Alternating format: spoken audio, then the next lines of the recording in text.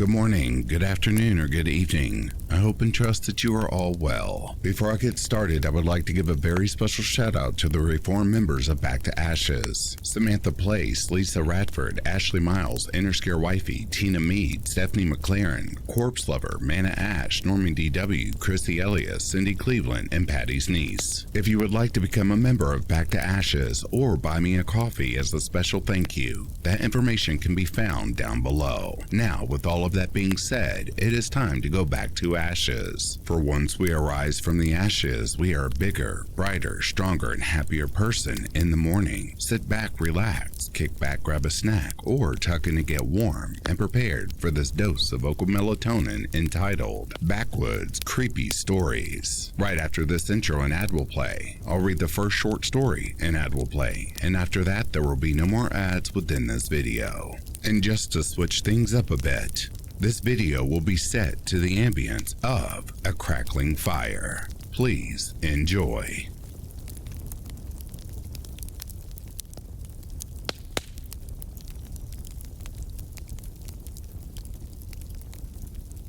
Something told me to post my story for more accurate answers, so here I go. 2 or 3 times a year, we vacation in a cabin in the wilderness. Me, my wife, and our 3 young children and 2 dogs. I am no stranger to the wild and have made a lot of multiple day and week solo trips in national parks and even in the Arctic Circle. Yesterday, I went for a 10-mile solo hike. At the furthest point, after 2 hours, I heard my children arguing, playing, crying, laughing, and calling me from the forest. I was totally alone, and my first instinct was to run through the thick brush and trees where the sound was coming from. But then I realized that it couldn't be my kids, and I should just walk on and ignore it. I decided to walk back to the cabin. The whole family was there and never left. I know how my children sound, and I swear it was them. Later, I realized the combination of all the sounds, laughing, crying, playing, etc., made no sense. What was this experience? What did I hear?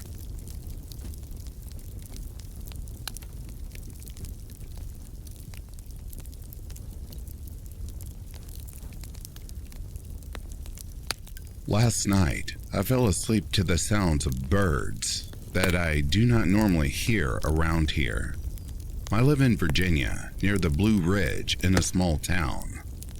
I have a good amount of woods outside of my house and some pretty quiet neighbors, aside from their children. The birds sounded different last night, and I think it might be a migration or something causing it, but they sounded unlike any bird to come through my area before. So I thought I might add that as a strange factor. This morning, like most mornings, I woke up and went outside to feel the ground on my feet and look for any cool mushrooms that appear in the moss overnight. Today, there were none. I am outside right now, listening to get a better description. First, I heard what I could only describe as possibly a baby fox. Instead of short cries though, it was more of a very long, hollow wail. This didn't bother me much. The other noise first started when I walked back up the steps to the porch. I promise I'm being honest. It was like 3 big farts. It was very close to me when I walked to the door, so close that I didn't want to stay and listen. Now it sounds like it's getting further away. I would describe it as a low-pitched, raspy moan. That's probably all for now. I can't hear it anymore, but I thought it was interesting, and I have never heard anything like that before. I'll update if it actually turns out to be something strange.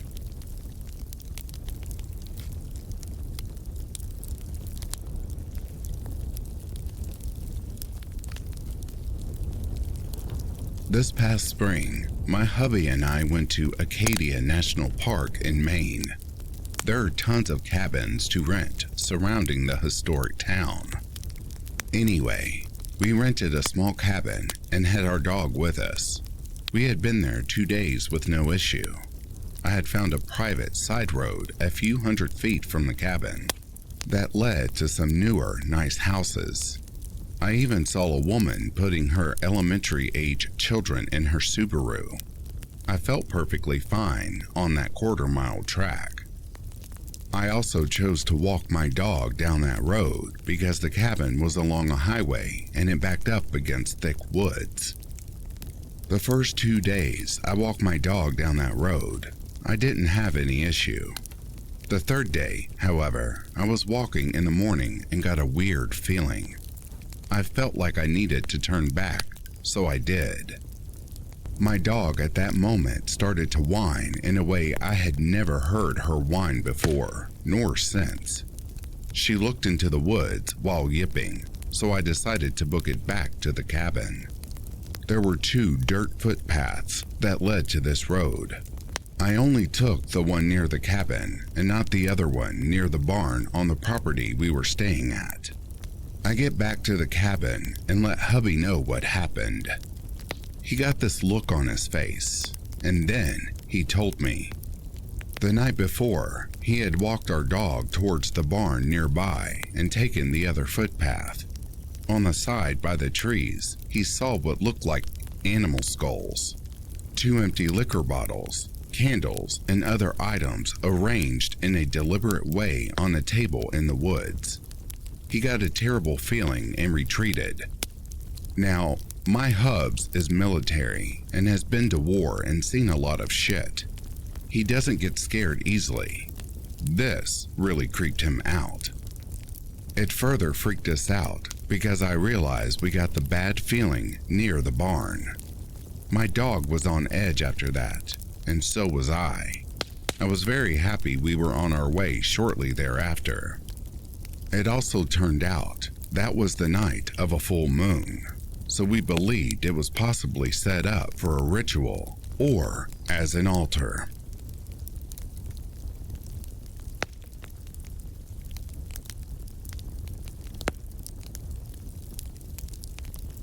For context, I'm a 17-year-old female that has lived in my house my whole life with my 2 other siblings and parents.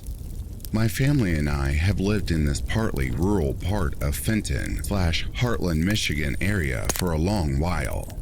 We own 10 acres of land, which includes a pretty large track in our backyard to ride 4-wheelers and such. Every once in a great while, it seems, we hear strange and unnerving noises when we go outside.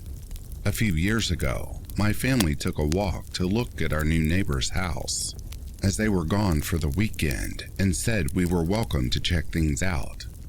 On our way down our quarter-mile gravel driveway, all of us heard what I can only describe as drums and chanting.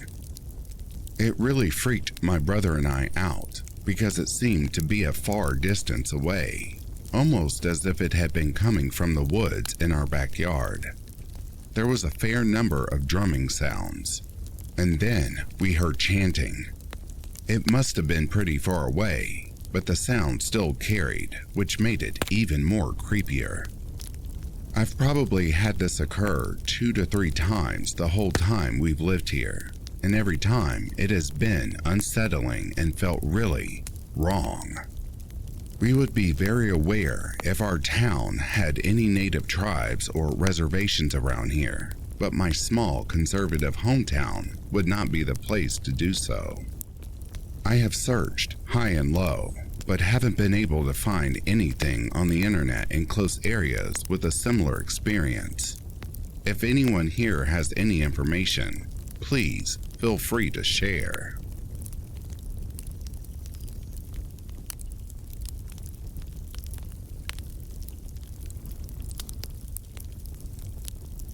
I don't have any horrible stories since I avoid situations that set me on edge. However, one experience or situation did come to me recently. I live in Mississippi, which is home to a majority of the Natchez Trace. The Trace is a 440-mile long highway between Nashville and Natchez. that runs parallel to a Native American trade route used by southeastern Native American tribes. During the 1700s and 1800s, it was one of the most influential and dangerous trade routes in the Southeast due to its connection with the eastern states and the Mississippi River. Now, it's a protected state park and roadway system. Think Appalachian Trail. It's not a preferred route for travel since it's 2 lanes with speeds only up to 55 miles per hour. And there has been the occasional crime occur due to its remoteness and lack of authorities.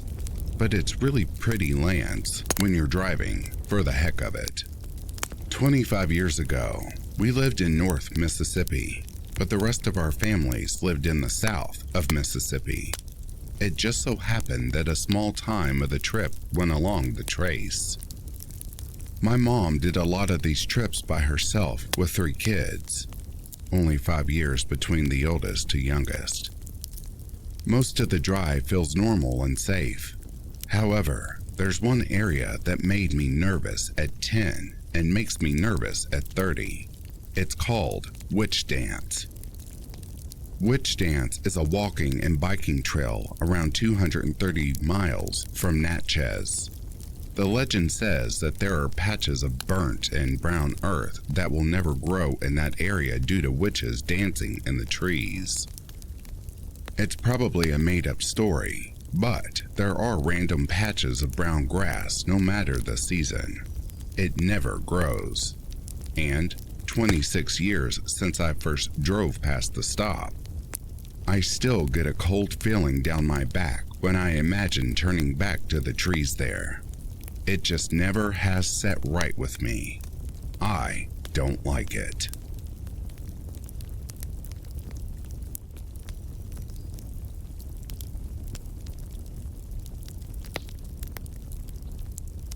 My family has a hunting cabin in the Allegheny National Forest of Pennsylvania.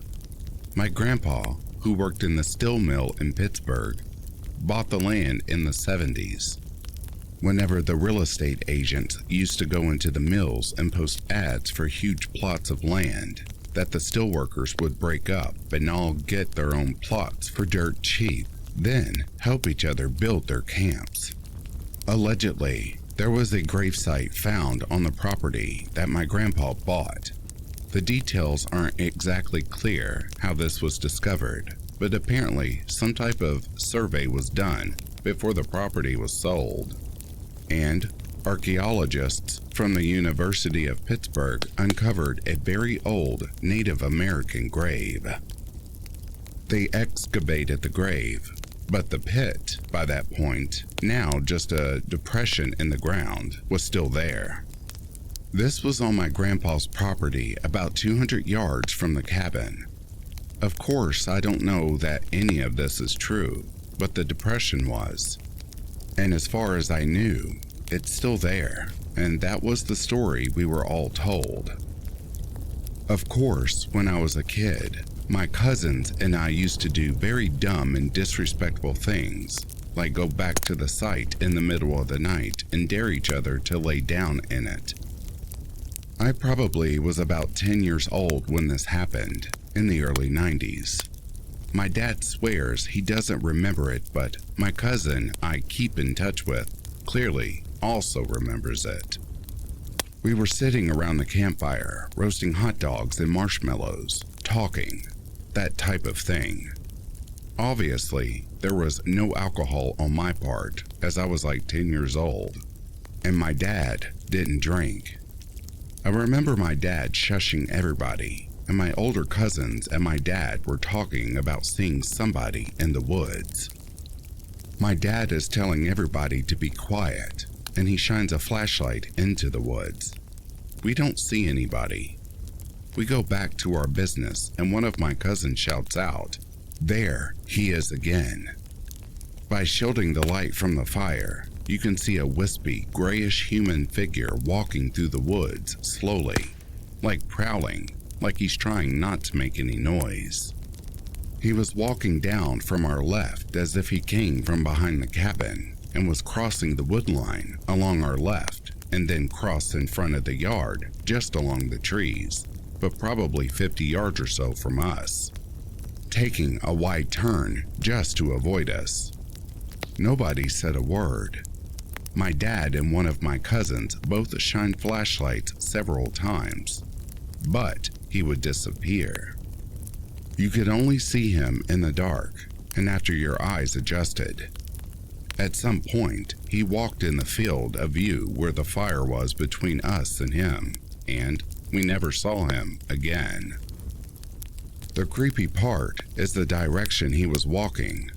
It was towards the gravesite. We had never seen this before and never saw it again. I probably spent a week every summer at that camp until I was about 20. Family drama and weirdness after my grandpa died kind of ruined the camp for us, and I haven't been back. Needless to say, we didn't mess with the grave again after that.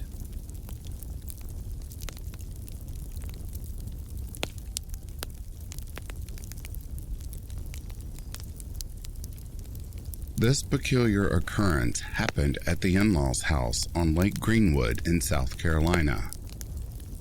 My wife and I recently paid a visit there, and for the first time in years had a similar experience for the very first time. We had been out all day hiking in the mountains and just enjoying being in the fresh air and out of the concrete jungle of Florida that we live in. It was late, closing in on 1 a.m. We were on the county road just prior to the right turn onto their driveway. Most of the trip down the road was uneventful. Bugs were loud and could be heard through even the windows up. The night sky was clear and littered with stars. The outside was rather well illuminated by moonlight as well. About 100 yards prior to the property, though, outside the car, we hear the bugs stop as fog rolls in. The stars all seem to fade, and the moonlight gets dimmer. I'm blaming the fog. Instantly, after driving through the fog, I get chills, goosebumps, and the hairs on my arms and back stand up. I briefly slow the car, expecting something to jump out in front of us. My wife inquired about why I was stopping. I just told her something felt weird. I peered into the woods with my peripheral vision, too much of a wuss to look directly into it, but saw nothing. Again though, just like years before, it felt like I was being watched. The fog remained as we pulled up to the house. I told the wife to wait in the car as I hurried to the door of the house to unlock it. The fog had an odor to it, something I didn't get to experience last time. It smelled like morning breath, best description that most people could imagine, as if someone was breathing directly on me. Once the door was open, we went inside with no event. I let the dogs out into the fenced part of the property away from the woods toward the lake. There was no fog coming off the lake, definitely coming from the woods. They didn't seem too alert to anything, but were very reluctant to stay outside. Ben, who had experienced the spooky experience before, was not barking this time. He didn't leave within a few feet of me, though not unusual behavior for home when we were inside or at our apartment in Florida. Outside at the lake, though, he is usually far more adventurous. We go to bed to no significant events aside from the fog lingering. The next morning, I wake up and peek outside. No fog, just beautiful sunshine and fresh air. I walk out with the dogs, who act normal once again. I don't immediately notice anything overly perturbed or unusual. Our lab Penny, though, seems to have found something under the porch. A portion of their porch had enough clearance to squat under. I peek under to examine what she has. She's allergic to everything, and the last thing I wanted to deal with was a sick dog while we were on vacation. There were about 10 dead rabbits under that porch. It took a bit to get my dog away from them and out from under the porch so the dog wouldn't try to eat them. All of them were cold but not stiff and with matching bite marks on their backs. Almost like a dog bite, but lacked accompanying signs of shaking that dogs tend to do when they grab something. It was extremely spooky, to say the least.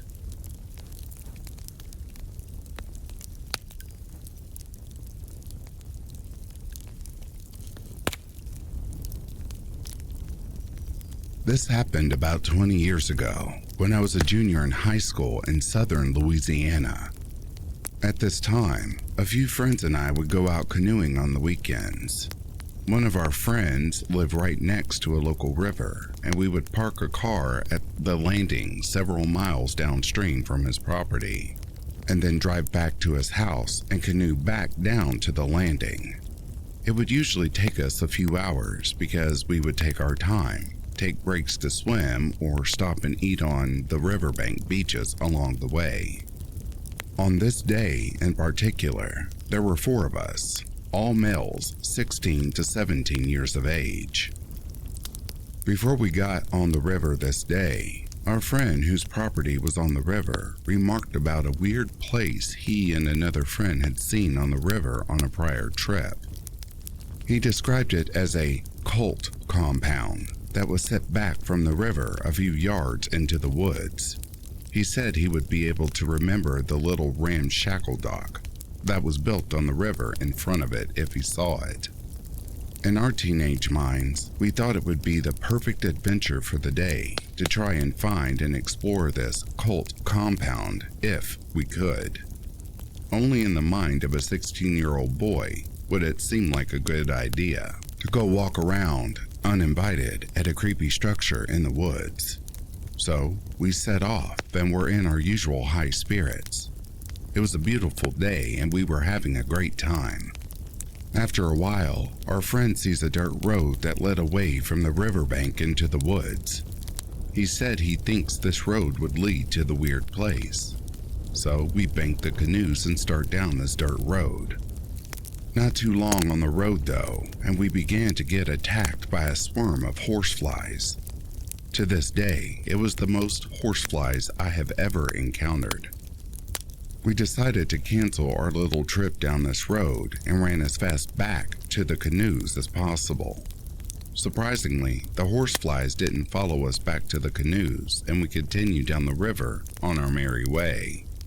Now, I wonder what would have happened if we continued walking down that road, but also regretted not taking it as a hint to stop our search for the cult compound.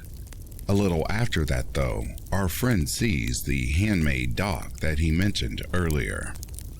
So we decide to dock there and continue our adventure. We climbed up the bank of the river and walked into the woodland. After a few steps, I could see it.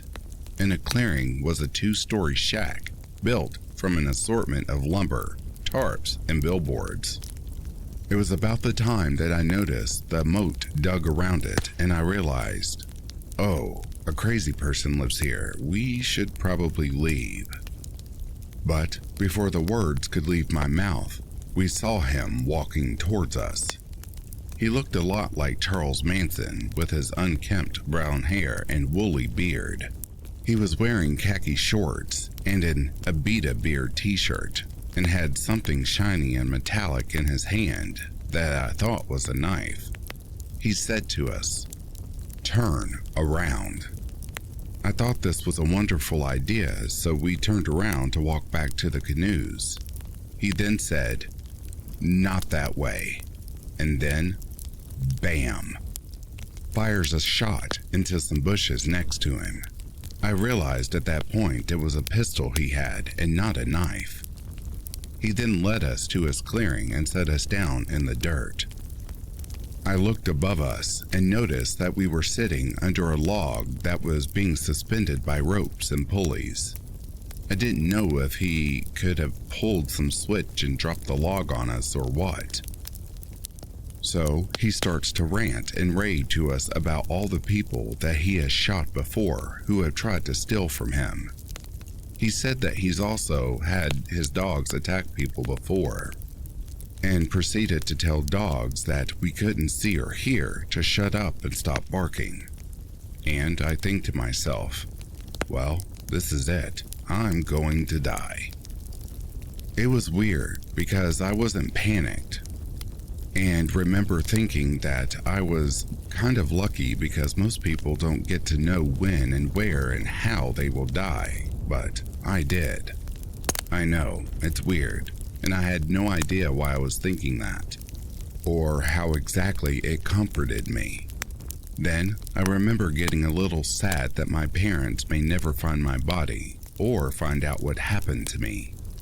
He kept ranting, and I remember thinking that I would stay calm and compliant, but if he started shooting, tried to tie us up, or tried to make us go in his shack, I would try and fight him for the gun. I would have rather gone out fighting than be tied up and face some kind of other horror. He tells us that he needs our information so he can call the police. I was really relieved at that notion and wanted to say, yes, call the police right now. He goes into his truck, which was an old beat-up Toyota Tacoma type truck, and starts to look for paper and a pen. He couldn't find any paper, so handed us a small piece of lumber and told us to write our names and addresses on it. 3 of us wrote fake names and addresses because we didn't want this guy to know where we lived, but a 4th actually wrote down his real name and address. His rants continued, and he tells us that he fought in Vietnam, and often the Vietnamese would sneak up and attack in groups of 3 or 4, just like we were doing. I decided to try and make small talk with him and say, "So you were in the military?" So he starts to tell us that his shack was actually built by the Navy and transported down the river to his location. He said he was in the Navy and trained Marines martial arts. He regaled us with other stories and kind of switched from angry, menacing rants to a happy, friendly ranting. He says that he could tell that we aren't there to rob him because we don't have any buckets. He tells us that his parents always welcome guests here, and he was happy to do the same. He proceeded to tell us to stand up and walk back to our canoes. He tells us we are always welcome to come back, and if we need a name to call this place, we could call it Skull Island, because his parents and the bones of several dogs were buried here. Our same friend who wrote his real name and address down says, "Oh, I'm never coming back here." We elbowed him and whispered for him to shut up and wave goodbye to our host. We then got back in the canoes and paddled in silence the whole way back. I was worried that at any point he was following us in the woods with a rifle, ready to switch back to menacing mode and decide to take us out. But thankfully we made it back to the landing and were able to drive off in peace, after the 4 of us had a group hug. So, the lesson is, if you don't already know it, never trespass on people's land in the woods, especially if you already know the place is supposed to be creepy. Looking back, as I got older, I feel bad for the man. He most likely had some mental health issues and was living in a place where he just wanted to be left alone. He shouldn't have had to deal with a bunch of teenage boys near his place, and may have had people try and steal from him before. I'm doubtful if he ever shot anyone before, but I am definitely thankful though that it didn't end worse for us.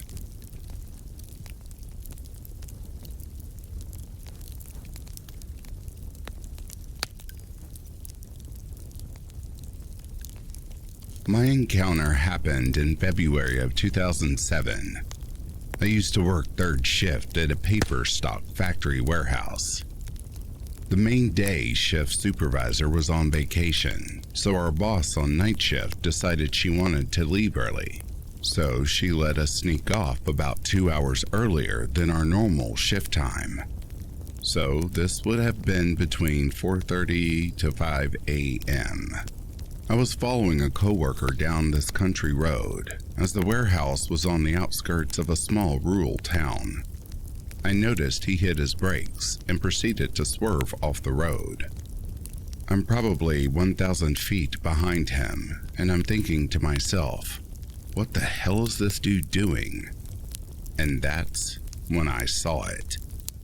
There was a tall, dark shape strolling down the middle of the road in a hunched over and swaying side to side sort of manner. I have likened it to how one of those tall windblower figures you see swaying at a car dealership or something like that moved. Very unnatural movements. I can't do it justice by describing it, as it would only really make sense if someone else saw it themselves, I feel like. It looked like a tall person wrapped in a large dark blanket or cloak. I had to hit the brakes and swerve too, but I came to a full stop. Whatever it was, I couldn't make out any features or characteristics. I saw a large torso with 2 legs.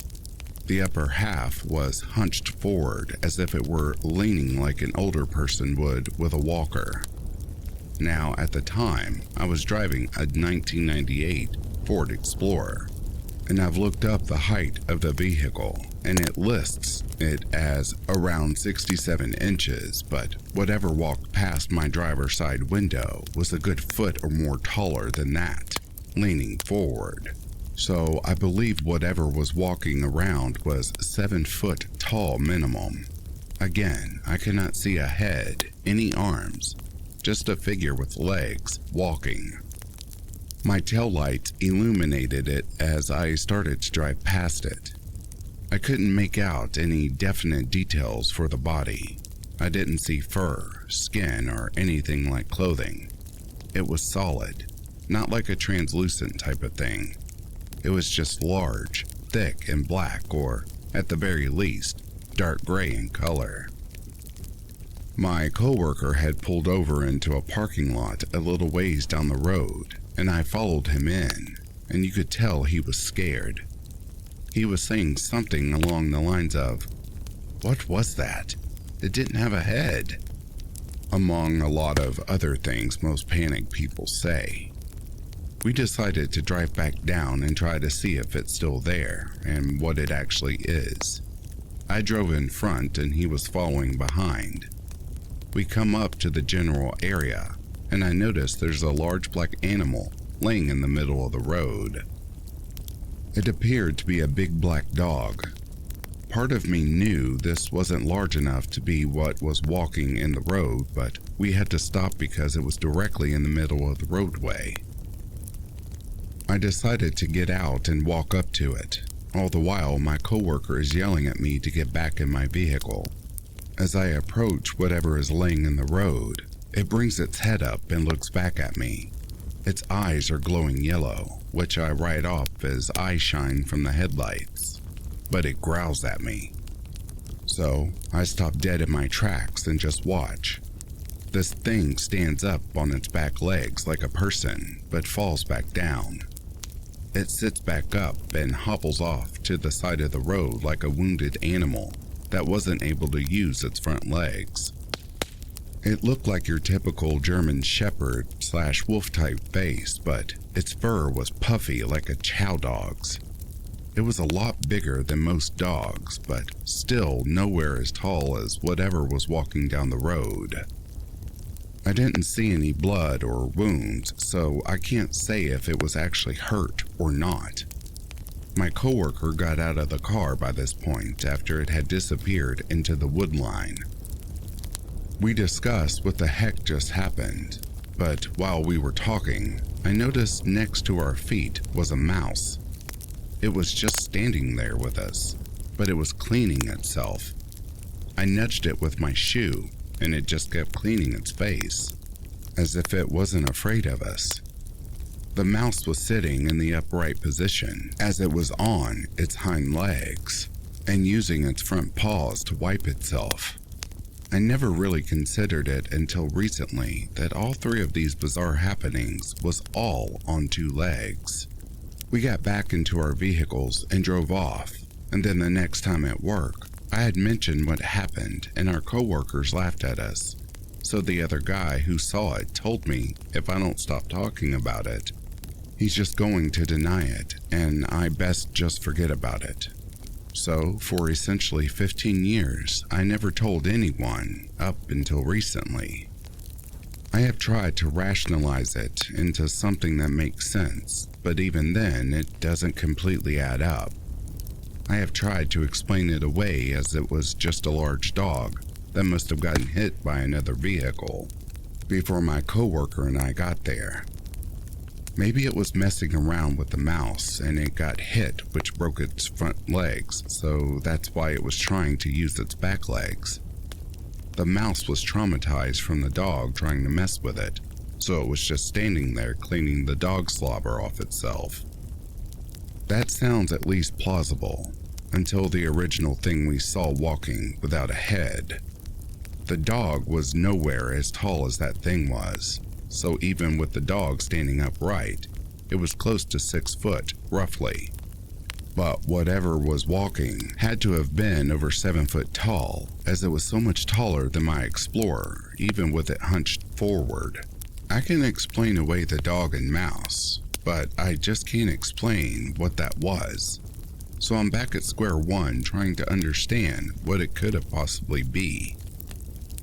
As someone who's always been very skeptical, it becomes very hard to accept the unacceptable.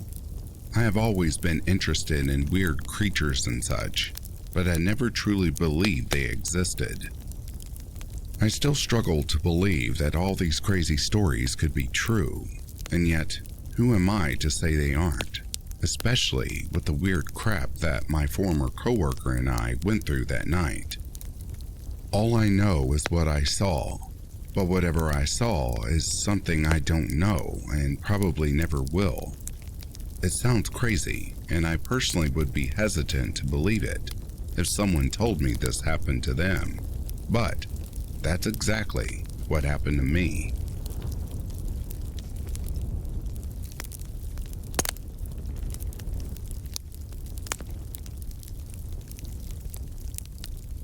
This incident happened to me when I was younger, probably around 19 or 20. I'm 27 going on 28 now. I used to drive around the countryside for hours on end, sometimes up to 6 hours, and smoke cigarettes while listening to music and just daydreaming. I had been through a lot, so this was my way of letting off steam and trying to digest all the badness that had happened to me in the past 7 years. This is a route that goes into the southern part of my state and eventually takes you to Maryland. If I'm not mistaken, if you keep going along, it will take you all the way to Florida. It was a road I was very fond of, as it intersected with a lot of interesting places. It could take you to cities and beaches alike, all while somehow remaining pretty isolated and rural. On one of these day trips, I was driving through a heavily wooded area that opened up to a field lined with trees on my left. I was pretty zoned out at this point, but something on the side of the road immediately caught my attention. In fact, it even seemed that time slowed so that I could see the apparition with more vivid detail than any random artifact I would ever glance at lying off the roadside. What I saw was an older, balding man dressed in full Catholic priest's garb. His mouth was opened in what appeared to be grief, staring up at the sky through large glasses. He was standing in front of a dead deer, a buck from what I recall. It was around 3 points, maybe 4. Behind the deer was a 1970 or 80s Crown Vic style police car without its lights on. It had no markings on it whatsoever to signify what county it was from, and no one was in the vehicle. I don't even think it had the engine running. Now, this is pure speculation, but it almost appeared as if the vehicle had been parked there for a day or so because it was so sedentary. The other odd thing about this vehicle is that it had no damage on its front end to show that it was responsible for hitting the dead deer, nor did this deer seem all that mangled or bloody. Taking a step back and rehashing the scene as a whole, it had the appearance of being staged or set up somehow, as if it were all props in a play or movie. Every part of it was so odd and so still. For the speed I was traveling at, the glance I cast on this spectacle could have only lasted for about 3 seconds maximum, but the moment seemed to be quadruple that amount, and its impression was so dense it grabbed every part of my being and seemed to cut through me like a knife, just like bad news. Real bad news. I was gasping for air and almost crying. Had I seen some sort of ghost? Was it a warning from a deity unaware to me? Did the forces that shape time and space momentarily flex in this rural corner of Virginia, and I just so happened to be its only witness? Even passing the same spot on my return from this trip, there was no other trace of it that remained. Not even the body of the deer or tire tracks from the police car could be seen. Like a breeze, a walking dream that crossed my vision. A thing so out of place it could not be surrounded by any setting native to its own themes. I had no answers to any of these questions, only a lack of closure, leaving its scar upon my brain for the rest of my life.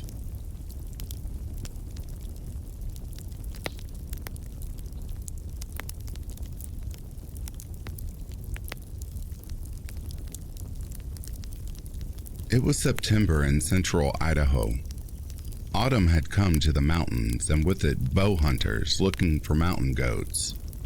My cousin, let's call him Vern for anonymity's sake, is an avid hunter. He's been all over North America hunting various game, bears in Alaska, wild hogs in Texas, bighorn sheep in Wyoming, but his favorite hunting area was the Lemhi mountain range in central Idaho. Our extended family has been hunting in those mountains for generations. We know every river bottom and mountain peak like many people know their own neighborhoods. Mountain goats are a fascinating animal to hunt. They live well above the tree line in rocky environments. They are sure-footed and can climb near vertical slopes. Hunting these animals requires one to venture into these dangerous areas. You have to be mindful as you pursue an animal like that. One wrong step on a rocky slope or one loose rock could mean you're not going home ever again. Vern was an expert mountain hunter. It's something he was born to do. Vern decided to hunt in the Hayden River area of the Lemhis. It's a familiar spot to most locals, and the area is home to plenty of mountain goats. The first mile of Vern's hike was uneventful as he climbed up the canyon. The air was crisp and his breath formed in great plumes as he progressed. The sun was just peeking over the mountains when Vern came to a small deer trail. He decided it might be a nice shortcut for his usual route and took it. A few hundred feet up the trail, he saw something odd pop out from behind a tree. It was a man. He was dressed in a light denim coat and jeans and was carrying a small backpack. My cousin stopped for a second to get his bearings, unsure of where this guy had come from. The man waved at him with both arms. One of them was holding an older-style hunting bow. Acknowledging him, Vern waved back. Although the man looked to be physically fine, it was clear he was emotionally distressed. He yelled out something my cousin couldn't quite hear and waved his arm, indicating my cousin should follow him. Vern didn't get any bad vibes from this man and could tell he was genuinely in need of some help. He began to make his way up the canyon, following this mystery man. Vern could never gain any ground on this guy. He was always just far enough away that he couldn't talk to him. Periodically, the man would stop, turn towards him to make sure Vern was still following. Every time he looked back, Vern could see the worry in his face. My cousin did his best to remain calm and keep a smile on his own face, unsure who or what he was being led to. It was peculiar, Vern thought as he hiked. He hadn't seen any other vehicles on his drive up to the trailhead. Perhaps he came in from another ridge? What could he possibly be leading him to? He figured one of his hunting party had been hurt and needed help. Of course, he wouldn't have had to speculate it if the man would just stop and talk to him for 5 minutes. Vern lost sight of the guy just past a turn in the trail. The trail opened up into an incredibly steep, rocky talus slope. He looked in every direction and could not locate the man when he heard a whistle. Looking up, he saw the guy about 500 feet up the rocky slope waving at him. There was no possible way he could have gotten up that far in just the short time Vern lost sight of him. He still didn't feel any fear or weariness about this weird situation. The man was waving more frantically now, practically begging Vern to follow him up the slope. With a sigh and a grunt, he started up the rocks. It was slow going. Every other step caused a mini rock slide and would cause him to continuously lose his footing. Huffing and puffing on the cool, thin air, my cousin eventually made it to the small landing. It had taken him almost 45 minutes to get to that spot where he saw the man from below. There was no earthly way anyone could have done that scramble uphill any faster. Totally exhausted and out of breath, Vern sat down on the stone landing. He looked around and couldn't see the man anywhere. As he scanned his surroundings, he saw something odd poking out of a boulder about 20 feet away from him. Walking over to it, he found a weathered boot. 2 boots, actually. Inside those boots and under the boulder as well were bones. Vern looked around once again for the man, but he never saw him again. Instead of feeling eerie or unnerving, Vern felt a sense of relief wash over him. These emotions weren't his own. What he felt seemed to come from all around him. He marked the spot with his GPS and decided to make his way down and call the authorities. The Lemhi County Sheriff's Office responded, and he led them up the canyon to the body. It took 4 grown men to push the boulder out of the way, and when they did, they found the skeletonized remains of a man. On the body, they found hunting equipment and some personal effects. From a credit card in the wallet, they were able to identify the man. He was a bow hunter that had gone missing almost exactly 53 years beforehand. Vern never wanted to be identified to the public or the missing hunter's family. He didn't want recognition for something like that. To him, it was just one of those bizarre mountain stories. He was happy that the family got closure, even if it was half a century later. The only thing that bothered him was the man leading him up the canyon and with his strange and sudden disappearance. He had mentioned the waving man to the sheriff, but was brushed off. When news reports came out announcing the discovery, several photos of the man were published.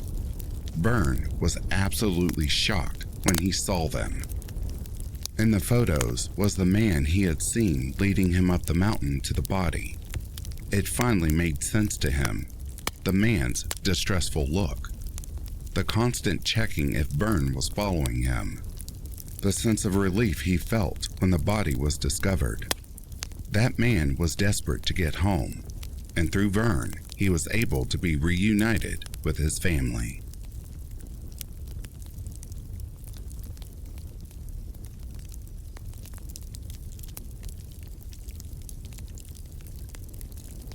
Back in the summer of 2020, I was traveling with my partner to Boise, Idaho from Colorado to visit his family and stay for a camping trip. This trek is nearly 15 hours long, and while you can do it in a day, it's better if you stop and rest. Having lived in Utah at one point in time, I was very eager to show him the natural hot springs in Spanish Fork. They are located deep in Diamond Fork Canyon and require a 45-minute hike from the parking lot. Still, we were both excited to get out and moving after 7 hours in the car.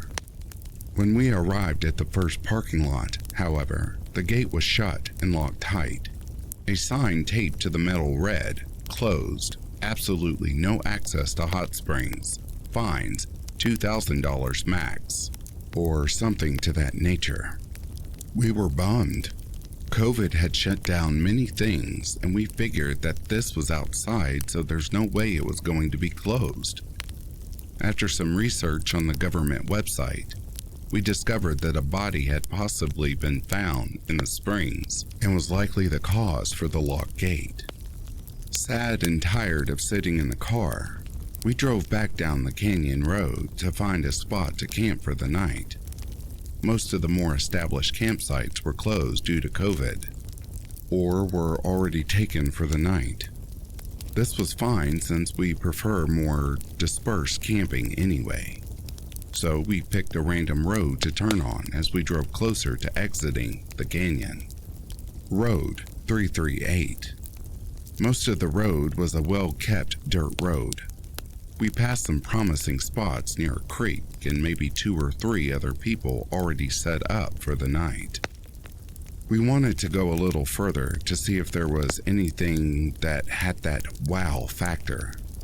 Sounds funny, but some sites give off that "this is the one" feeling. Finally, we came to a dead end in the main road with a fire mitigation road to the right.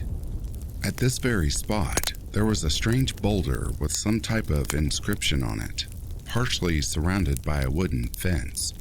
I had to investigate. The inscription read, "Diamond Battle, June 20th, 1866. No way. A memorial for a battle that happened right here. A feeling of uneasiness and, oddly, respect washed over me. After traveling up the fire road and not finding what we were hoping for in a campsite, we decided to pick a spot by the small creek we passed on the way in. It was getting dark quickly, but we set up our tent in no time at all and got a fire going. The creek was loud but very peaceful, though ever since I read that inscription, I couldn't shake this strange feeling. I'm not a paranoid person, but I kept feeling on the edge of my seat, like something was watching us from the woods just across the water. As the night grew darker, this feeling grew stronger. I decided I didn't want to be in the open anymore and retreated to the tent to get some rest, while my partner stayed up to enjoy the fire.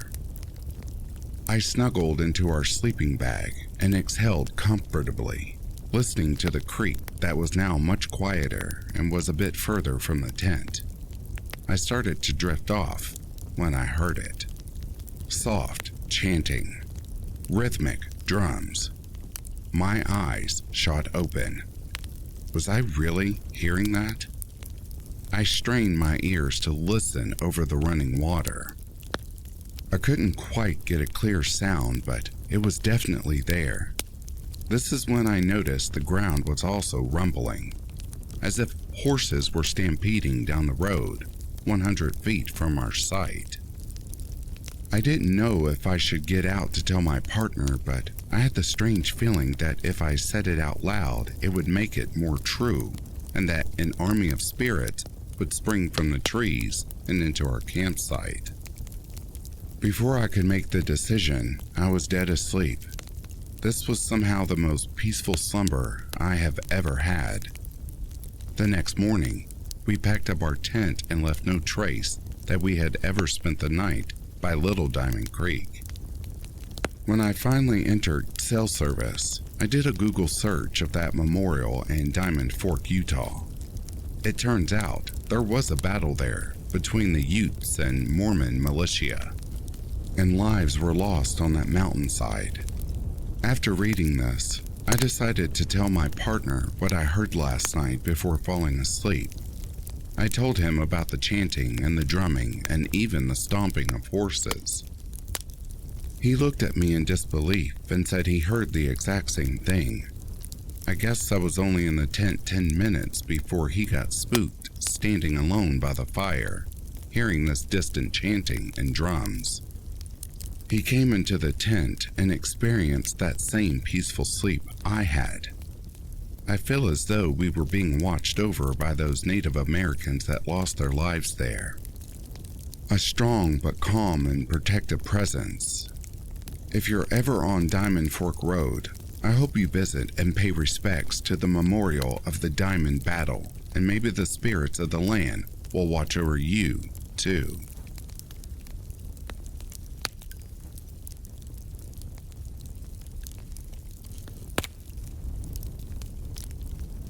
I had bought a house with a steep backyard that sloped about 40 feet to some thick woods. In the fall, I started building a retaining wall to get a level space. I mostly worked on it in the evenings after work. At this particular time, I was cutting a trench into the hillside to lay in a dead man. If you aren't familiar with the term a dead man, it's simply a log or railroad tie laid in a trench parallel to the wall further up the hillside. Cables are run from it down to the wall through the dirt.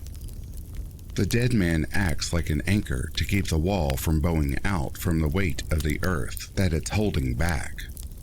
Anyway, this night I was hurrying to get the trench finished. I had put the railroad tie in the trench and it wasn't laying flat, so I pulled it partially out, with one end resting on the edge of the trench, and was digging beneath it in the bottom of the trench with a hand trowel. The sun had set, and it was really getting too dark to work. It was one of those cold, crisp autumn nights with dry leaves skittering along, pushed by a hissing wind. The moon had come up over the horizon and was shining through the trees. I was laying flat on the cold grass with my arm digging at the trench under the railroad tie. I had just about decided to quit for the evening when I felt my hand grabbed by something from the bottom of the trench, with claws. I shrieked like a little girl. That old fight or flight reflex started with vengeance. I must have levitated to my feet and was just about to push the railroad tie back into the hole to crush whatever the hell it was that had grabbed me. I hesitated for a moment. In that instant, my neighbor's cat poked its head up from the trench. It must have crawled in unnoticed from the other end of the trench and had been attracted by my digging motions. That cat never knew how close it had come to becoming cat bait. I've had a few other weird incidences in my life, as I imagine most people have, but this was the one I remember that scared me the most, and yet the most mundane possible explanation.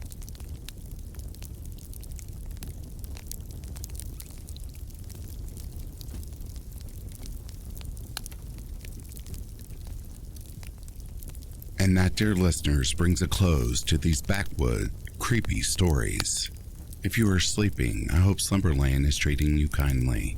If you are awake, I hope you've enjoyed this collection. Until next time, please take care of yourself. I'll be reading to you soon. I wish you nothing but love, light, and strength. Have yourself a good morning, a good afternoon, or a good night.